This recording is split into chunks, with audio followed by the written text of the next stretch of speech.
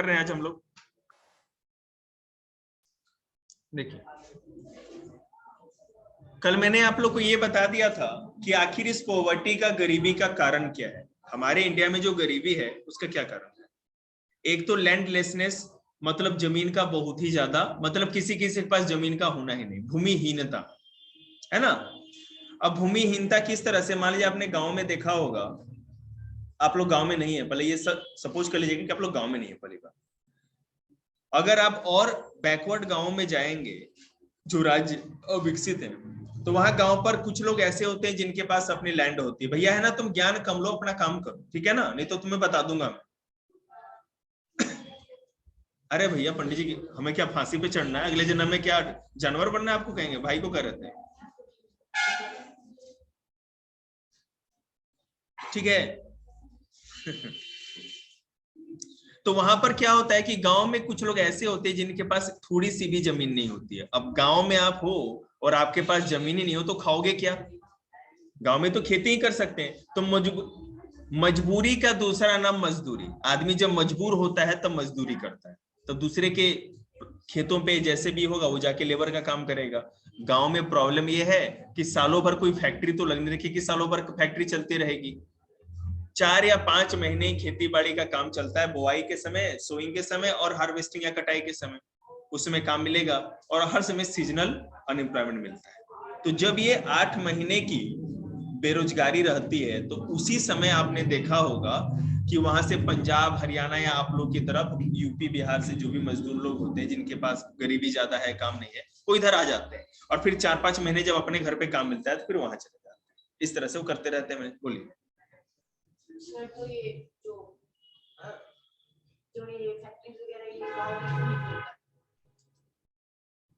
इसलिए नहीं फैक्ट्री गांव में की जाती है, ठीक है ना, क्योंकि सबसे बड़ी बात यह है कि कोई भी इंडस्ट्रियलिस्ट या बिजनेसमैन ये नहीं चाहेगा कि वहां क्या कहते हैं मार्केट लगाया जाए, वहां फैक्ट्री लगाया जाए जहां डिमांड और सप्लाई की जगह बहुत दूर हो, मार्केट दूर।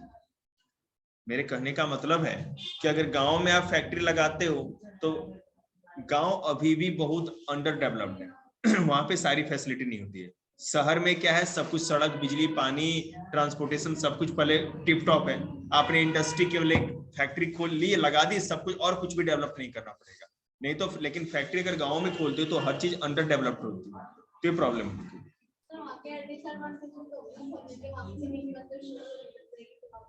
नहीं, ये तो एक हाँ, ये मैटर तो है। लेकिन सबसे बड़ी बात क्या है ना कि गुड़िया का क्वेश्चन था कि क्यों इंडस्ट्री ज्यादा नहीं खोली जाती। इंडस्ट्री नहीं खुलने का कारण ये है, इंडस्ट्री का एक ही पर्पस होता है, केवल मुनाफा कमाना। उस आदमी का, समाज के लोगों की भलाई उनका कोई पर्पस नहीं। वो सरकार नहीं है ना जो लोगों की भलाई करेंगी, जनता है। वो केवल अपनी फायदे के लिए खोलते हैं। टाटा है, अंबानी है, जो भी हो, वो किस लिए बिजनेस कर रहे हैं? अपने फायदे के लिए। अगर वो जनता के लिए, फायदे के लिए करते ना, तो अब तक के लिए वो मिलीनियर बिलीनियर ना हो करके बाबा बने रहते। यही होता ना, और क्या।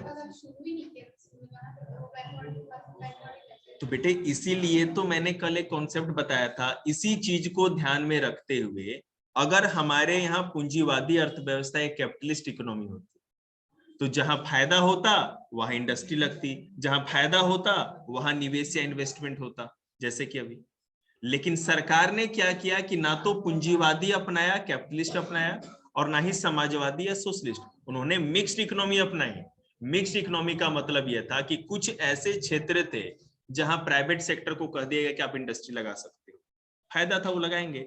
और जहां प्राइवेट सेक्टर का कोई ध्यान नहीं है या जहां नहीं खोलते हैं, या नेशनल सिक्योरिटी की बात है, वहां सरकार अपनी कंपनियां खोल के बैठी हुई है। आपको ये पेट्रोल 104 रुपए, 70-80 रुपए भी मिल रहा है ना, इतना सस्ता नहीं मिलेगा, ठीक है ना।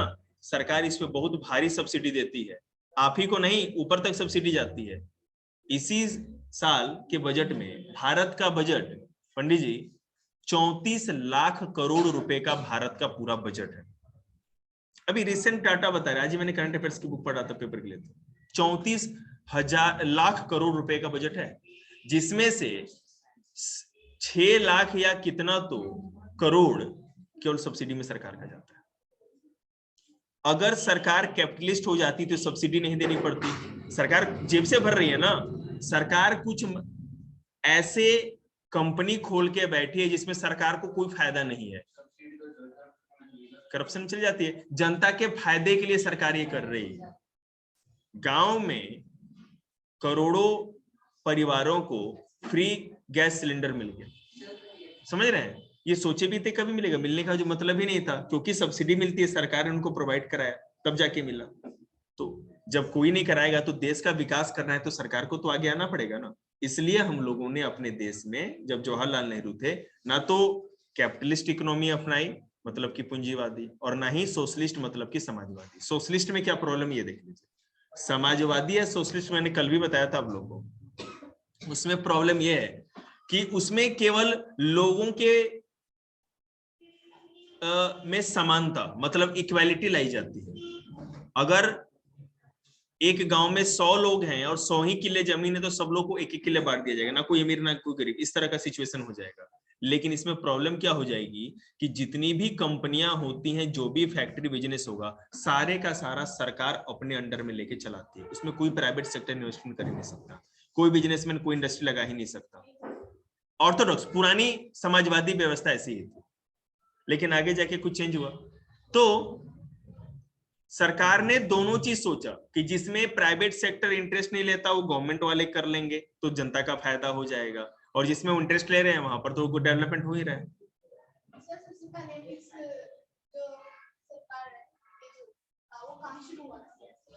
फिर से बोलेंगे आप? सबसे पहले मिक्स्ड इकोनॉमी कहाँ स्टार्ट हुई थी? भारत का ही एक खोज था, भारत में ही सबसे पहले मिक्स्ड इकोनॉमी अपनाई गई थी। बहुत सारे देश हैं। ये मिक्स्ड इकोनॉमी का मतलब ऐसा है ना बेटा कि कैपिटलिस्ट और सोशलिस्ट मतलब समाजवादी और पूंजीवादी तो दुनिया में थे। पूंजीवादी मतलब यूरोप और अमेरिका के सारे देश पूंजीवादी अर्थव्यवस्था को अपनाते थे। टीकाकरण मत करवाइए, म्यूट करिए अपने आप को। कहने का मतलब यह है कि अगर अमेरिका में इतना राइट है अभी कि अगर आपके पास पैसे हो तो पूरा पहाड़, आधा जंगल, आधा इलाका, नदी, तालाब, झील सब खरीद सकते हो, ठीक है? एक आदमी है जिसके दादाजी के नाम पे पहाड़ी का एक इलाका था, पूरा पहाड़, जंगल, जानवर जितना सब उसके अंडर में, ठीक है ना? लेकिन उसमें अब इन्वायरमेंट प्रोटेक्शन को लेकर के जो इन्वायरमेंटल लॉ बनाए गए हैं उसमें कहा गया कि बेशक आपको प्रॉपर्टी का राइट है, ठीक है, लेकिन आप जो रेयर स्पीसीज है उन जानवरों का शिकार नहीं कर सकते।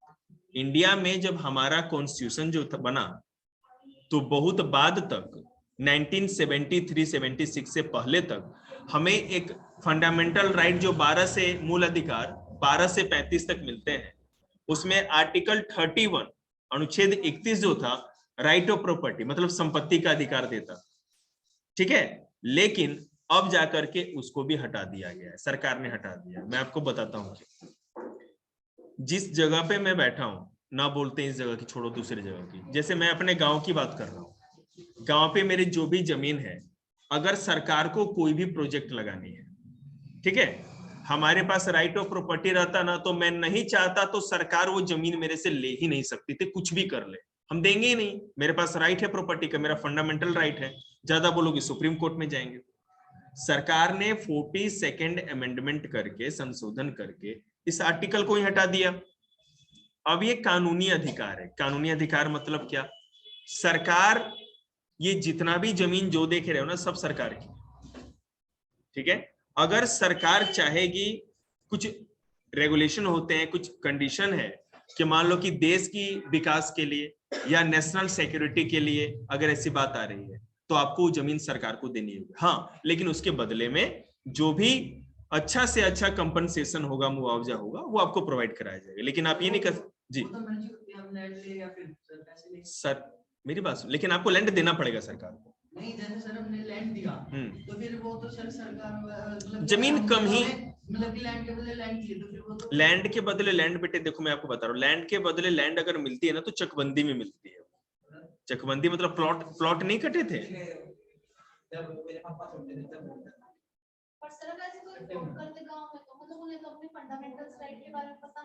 फंडामेंटल राइट सब रही नहीं ना बेटे, अब तो 31st आर्टिकल तो खत्म हो गया है। लैंड एक्विजिशन एक्ट 2013 में भी आया। एक second, let me clear first, आपको बोलने देंगे। अब तो सरकार बिल्कुल ले सकती है, अगर यहाँ से मेट्रो निकलेगी तो किसी के पापा या चाचा जिसकी भी जमीन है सब सरकार एक्वायर कर सकती है। आपको ये राइट है कि आपको उसका पैसा मिल जाए, ठीक है। जमीन के बदले जमीन बड़ा मुश्किल है, ये मत सोचिएगा जमीन के बदले जमीन। हाँ जी, जमीन पे केस चल रहा है बेटे, तो सरकार तो सबकी बाप है ना, मतलब कि सरकार निपट लेगी, केस किसी का भी हो, जमीन पे चाहे कितना भी केस है। अच्छा, आप कंपनसेशन की बात कर रहे हो, तो जब तक फैसला नहीं पूरा हो जाता तो जिसके हक में वो जमीन जाएगी उसी को मुआवजा। कोई है क्या फ्रंट मेन रोड पे कोई प्लॉट बताइएगा, जीजा जज है, अपना फैसला दाएं बाएं घुमाएंगे कुछ और कमीशन दीजिएगा हमको कुछ। हाँ बोलिए। नहीं, सरकार का गवर्नमेंट रेट होता है। हाँ बोल बेटा, गवर्नमेंट रेट होता है, फिक्स गवर्नमेंट रेट ये जो आम लोग खरीदते हैं उससे ज्यादा होता है, उससे कम? नहीं, उससे कम होता है बिल्कुल। गवर्नमेंट जो एक मैं बोलना तो दे बेटे, चिंता मत कर, पता है तो प्रॉपर्टी डीलर वालों के घर से है।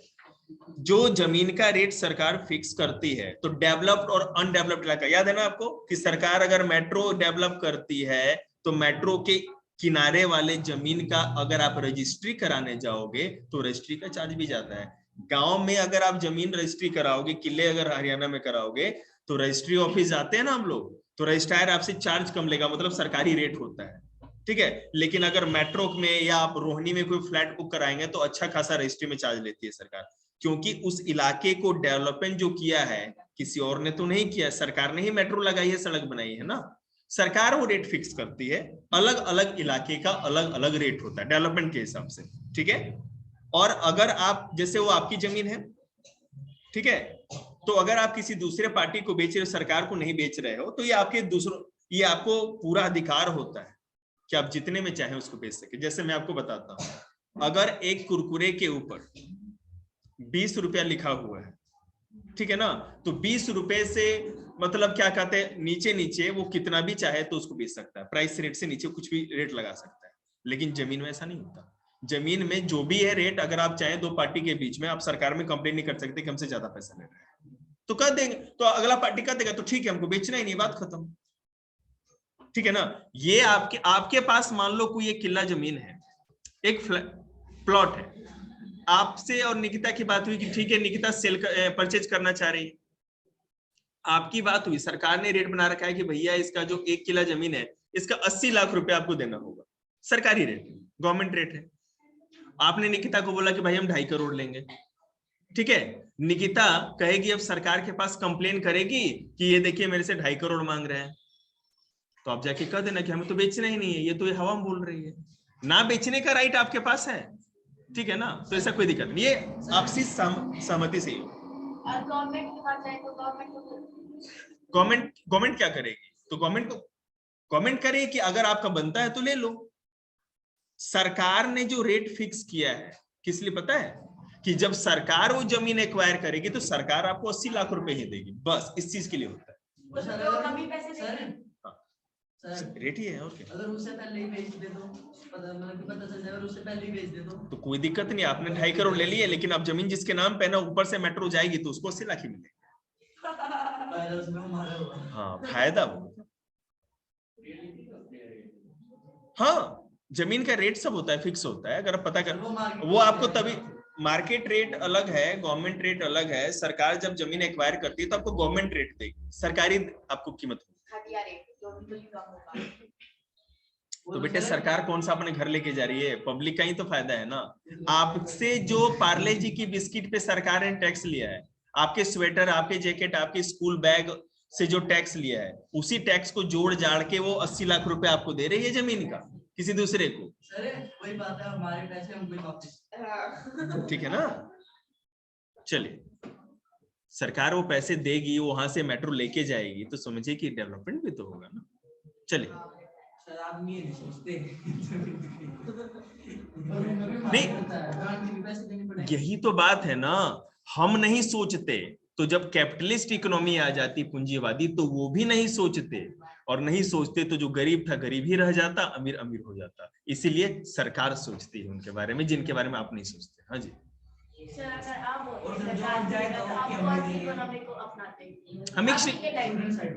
मिक्स इकोनॉमी अभी भी बेस्ट है, अभी भी बेस्ट है। आप अभी पूरे सब चीज का प्राइवेटाइजेशन कर दोगे, मैं आपको एक वो नहीं कह रहे, आप अपने हिसाब से तो क्यों अपनाते और किस लिए अपनाते? ये तो बहुत छोटा क्वेश्चन है, तो इसी आंसर पहले मिल चुका है, बता रहे हैं। जोड़ जाए तभी हमें नहीं देनी। नहीं होगा, आपको देना ही पड़ेगा, इट्स रूल। आपके पास मैंने यूट्यूब में पढ़ा है 2-3 बार, रूल है ये। मैं बता रहा हूँ ना, अरे बेटे मैंने एलएलबी का पूरा तैयारी किया, 1 साल छोड़ के मेडिसिन लिया, तो पता है, मैं आप चिंता ना करो, बता रहे हैं आपको, सुनिए मेरी बात। मैं आपको ये बता रहा हूँ, सरकार ने वो कानून बना दिया ना, तो आप जमीन पे लौट जाओ या पॉन्ड्स पाउडर लगा के नाचो, आपको सरकार आपसे जमीन ले ही लेगी। नहीं, मेरी बात सुनिए, कुछ भी खड़ी रहे तो बूढ़ी दादी को है ना क्रेन से उठाने के लिए 3 है ना ठाडी चाची और ठाडी बुआ भी आ जाएंगी, वो कोई टेंशन की बात नहीं। अगर मान लो कोई मिलियनेयर है किसी देश का और उसकी डेथ हो जाए और उसके पीछे से कोई वारिस वगैरह ना हो, गवर्नमेंट को जाता है बेटा जी, ऐसा नियम होता है। कहाँ गए भैया लोग, सारा इकोनॉमिक्स वाला भाग जाता है। अभी ये पढ़ाया था मैंने जी सर, बट मतलब कि जैसे इसने कहा कि मिलियनेयर होते हैं उनके कोई वारिस वगैरह नहीं होता, पर सर अगर वो प्रॉपर्टी मतलब कि कहते हैं कि हमारे मतलब कि मरने के बाद हमारी प्रॉपर्टी इनको जाएगी सरकार को, हाँ तब तो ठीक है, वसीयत लिख के गए हैं, बिल लिख के गए हैं, कोई दिक्कत नहीं जी। तो वारिस बना गए ना, वारिस बना गए। देखिए मेरी बात सुनिए, उसमें क्या है कि सरकार को केवल टैक्स का ही रेवेन्यू नहीं आता, tax revenue and non tax revenue 2 चीज पढ़ना। अभी भैया लोग को पढ़ा है, पंडित जी बाहर चले गए, तो भैया दिखते हैं ऐसे हैं, भैया बहुत तोप चीज है, ठीक है ना, सब याद रहता है उनको। तो नॉन टैक्स रेवेन्यू में बेटा ये भी आती है जिसको कि क्या कहते हैं, ऐसी प्रॉपर्टी कही जाती है कि बिना एयर वाली, है ना, विदाउट एयर, HEIR को एयर कहते हैं, मतलब वारिस, उत्तराधिकारी इंग्लिश में। तो नॉन एयर वाली जो भी प्रॉपर्टी होती है सरकार उसको अपने अंडर में लेती है, अपनी कस्टडी में लेती है, और फिर लेकिन प्रूव करना पड़ेगा कि अगर उसके एयर है, हाँ तो फिर मिलेगी, बिल्कुल मिलेगी, क्यों नहीं मिलेगी, रूल इज रूल। कहीं है क्या ऐसा प्लॉट, बताइएगा हमको भी आप लोग। हमें तो 25 गज दे दीजिएगा, हम अपना झोपड़ी बना लेंगे, हम तो ज्यादा भी नहीं चाहिए। पहले ही कंफ्यूजन दूर कर दिया मेरा इसमें। मन में भरम मत पालिए, गिद्ध से भी ज्यादा लालची मास्टर। चलिए ठीक है, देखेंगे यार, तुम लोग को है ना ये दिक्कत होता है, इकोनॉमिक्स या पॉलिटी पढ़ाएंगे ना तो पूरा कॉन्स्टिट्यूशन खुलवा देता है। नहीं हमें कोई दिक्कत नहीं, हमसे तो बुलवाते रहिए। हमें भी कोई दिक्कत नहीं, हमसे तो सुनवाते रहिए। इस बात पे लक्ष्य रूहल ने प्रॉब्लम हो जाती थी, वो बेचारा बोर हो जाता था। हाँ उसने मैसेज किया था मेरे को कि छोड़ दिया। हम बोले कि बेटा अच्छा है, कुछ चीज छोड़ भी दिया जाता है, सब चीज पकड़ के रखेंगे, कहीं मान क्या कहते हैं मास्टर के गले तक कोई आ जाए तो ठीक है, नीचे तक ही अच्छा है।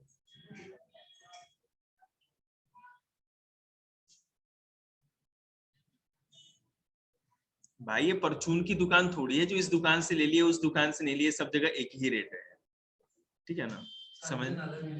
हाँ बिल्कुल सही।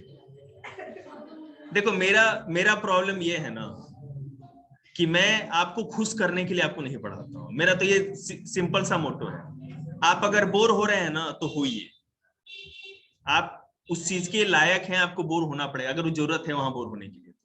अब हम कैसे ये कह दें कि आप जो आपको अच्छा लगता है भैया जी हम वही हनुमान चालीसा सुनाएंगे, हमको टांडो अगर जरूरत पड़ेगा तो टांडो भी गाएंगे, जरूरत के हिसाब से ना। अब कॉन्स्टिट्यूशन पढ़ा रहे हैं वहां कौन सा मैथमेटिक्स घुसेड़ दें बताइए आप।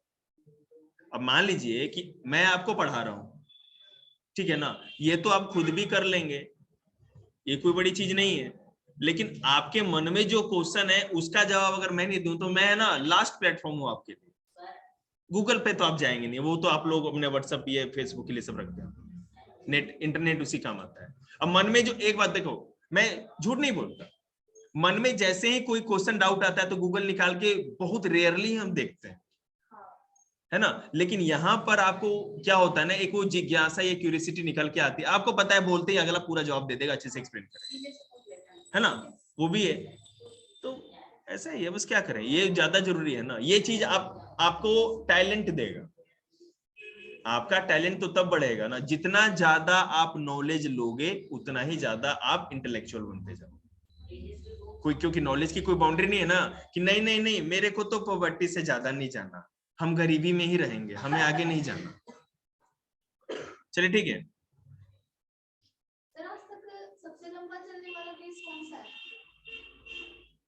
ये एग्जैक्ट मेरे को याद तो नहीं, लेकिन मैं आपको बताऊं, एक वो औरत थी, लड़की नर्स थी एग्जैक्टली, वो 22 या 23 साल कोमा में रही थी शायद, आई थिंक सो उसी का केस चला होगा, सोब्रेवाल करके या सोनेवाल करके उसका कुछ नाम था। हाँ, रेप विक्टिम थी, तो उसका केस चला था 22 या 23 साल तक, और उसको है ना क्या कहते हैं, इच्छा मृत्यु का, मैंने उसके मतलब कि वो चाह रहे थे ना लोग, मतलब वो जो हॉस्पिटल स्टाफ थी, तो पूरे हॉस्पिटल स्टाफ ने उसकी टेक केयर की 22-23 सालों तक, ठीक है, कोमा में थी। तो खुद ही मतलब ऑफिशियल जो हॉस्पिटल के स्टाफ लोग थे, उन्होंने सुप्रीम कोर्ट में, क्योंकि हमारे यहाँ है ना मतलब कि विश पे मतलब कि डेथ का जो होता है कि इच्छा मृत्यु का कुछ ऐसा प्रोविजन नहीं है बहुत सारे देशों में, हमारे इंडिया में नहीं है, क्योंकि बहुत सारे लोग परेशान है, कोई बीबी से लड़के आया है, कोई सासू का चप्पल खा के आया है, सब लोग कहेंगे हमने मरना चाहते हैं, तो ये पॉसिबल नहीं है ना। इच्छा मृत्यु का मतलब पता है क्या हो गया, कि आप सुसाइड मांग रहे हो, कि सुसाइड का राइट दे दीजिए हम, ठीक है ना। तो ये इंडिया में, ये कोर्ट में केस चला, तो दलील दी गई सरकार के द्वारा, जो क्या कहते हैं आर्गुमेंट दिया गया कि इतने बड़े पॉपुलेशन वाले और इतने अंडर डेवलप्ड कंट्री में, जहां हर आदमी किसी ना किसी परेशानी में जूझ रहा है, ठीक है, अगर राइट ऑफ कमिट सुसाइड का अगर दे दिया जाए उनको अधिकार, है ना, या राइट ऑफ डेथ, मतलब कि हम मरने की इच्छा रखते, इच्छा मृत्यु का, तब तो बहुत बड़ा ये प्रलय आ जाएगा, बहुत ज्यादा सिस्टम खराब हो सकता है। हाँ, तो सरकार ऐसा नहीं चाहेगी ना कि सब लोग मरने लगे, है ना, वो तो नहीं। अब हाँ, बहुत अच्छा क्वेश्चन है आपका। हमारे इंडियन पेनल कोड 1860 में आईपीसी आया था, इंडियन पेनल कोड, आप अगर लॉ करेंगे तो आपको पढ़ने को मिलेगा। उसमें जैसे हमारे कॉन्स्टिट्यूशन में 1 से 395 आर्टिकल हैं, तो उसमें बेटा 575 सेक्शंस हैं, उसमें आर्टिकल नहीं सेक्शन होते हैं। तो उसमें एज एक सेक्शन मेरे एक साल पढ़े हो गया तो याद नहीं है, लेकिन आई थिंक सो 200 से 300 के बीच में 212 या 11 करके कोई सेक्शन है, उसमें कमिट सुसाइड मतलब कि आत्महत्या की कोशिश के ऊपर है। तो वो अभी अमेंडमेंट करके हटाया गया है रिसेंटली, कि अगर कोई आदमी सुसाइड करने की कोशिश करता है, वो पकड़ा गया कि कमिट कर रहा था, तो उसको 6 महीने या कितने दिनों की सजा थी, जुर्माना भी था। तो फिर किसी ने PIL लगाई, पब्लिक इंटरेस्ट लिटिगेशन, जनहित याचिका, PIL, ठीक है। तो उसमें कहा गया कि एक आदमी, अब उसका मेंटल स्टेटस सोचो, जो खुद ही मरना चाहता है वो कितने दिमाग से दुखी होगा बेचारा। अब उसको पकड़ करके फिर आप जेल भेजो, तो इसका क्या मतलब, सजा तो इस चीज के लिए दी जाती है ताकि उसको उसका एहसास हो, ठीक है ना। तो सरकार ने कहा कि ऐसा कोई भी केस होगा तो उसको काउंसलिंग के लिए भेजी जाए, सरकार साइकेट्रिस्ट प्रोवाइड करे, ये नहीं कि पकड़ के जेल में भर दे, इसका कोई मतलब नहीं। हाँ, मतलब काउंसलिंग प्रोवाइड कराती है, काउंसलिंग कराती है उसकी, ताकि वो समझ सकेगा। हाँ, साइकेट्रिस्ट ही काउंसलिंग करेंगे, मनोवैज्ञानिक। मनोवैज्ञानिक भी सुसाइड करने का सोच लिया था, कौन करेगा फिर? तब उसकी माँ समझाएगी, उसका बाबू समझाएगा। तो सरकार ने कह देगी। और आपको पता है ना कि हर आदमी का कोई ना कोई बाप होता है, और बाप के बाप को दादाजी का, तो उसका जो उससे ऊपर का कोई होगा लेवल वाला वो है। अगर आप लोग आज्ञा दें तो एक छोटी सी इंसिडेंट्स बताएंगे इसी के ऊपर। बता दो सर।